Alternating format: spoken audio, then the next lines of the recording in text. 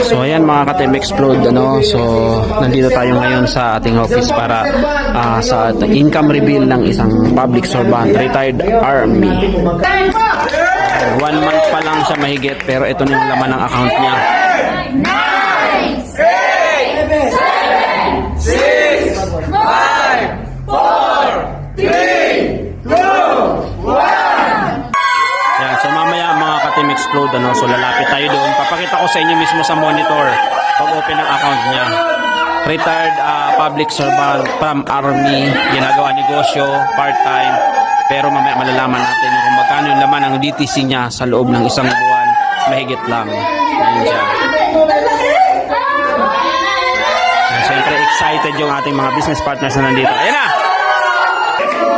Yun, no? Okay, so alamin natin kung magkano yung laman ng kanyang account. Ayan, si Sir Kodal. Ayan. Thank you, sir! Magkano yan? Ayan. Okay. Ayan. Isa lang niya, 111,400 pesos! Ayan. 100 pesos! Yan, grabe. Sir, congratulations! Grabe naman niya. Retired public servant from Army. Okay. Ayan o. Sir, congrats! Grabe ka, sir! Yan, mga partners, ano, imagine niyo one month pa lang mahigit.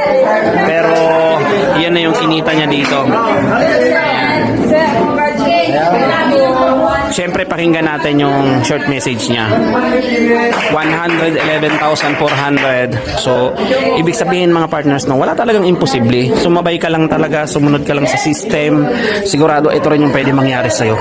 Talagang sa kanya kasi, tinanggal niya kagad yung, yung pride niya, nakinig, nagpa-guide. Okay, so ngayon, ito na yung resulta. Diba? Ayun. So, nakaka-inspire. Kasi wala talaga sa edad yung pagkita ng malaki. May mga batang kumikita ng malaki, may mga retired na kumikita ng malaki. So very fair yung system natin.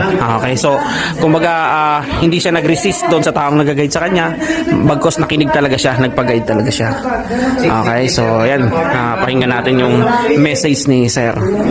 Oh, Sir, sobra ako natutuwa sa iyo kasi imagine mo, isa sa mga tao na iwanan sa amin dito sa company. Okay, ngayon nasa under ka ng Reborn, the VIP Club. Ngayon sir, natutuwa ako sa iyo kasi isang public servant na retired na ngayon kumita na magkano? 111,400 pesos. Wow! Imagine mo, sino akalain mo na retired? Diba? Pwede ka naman, pag nag-retired ka, pwede ka man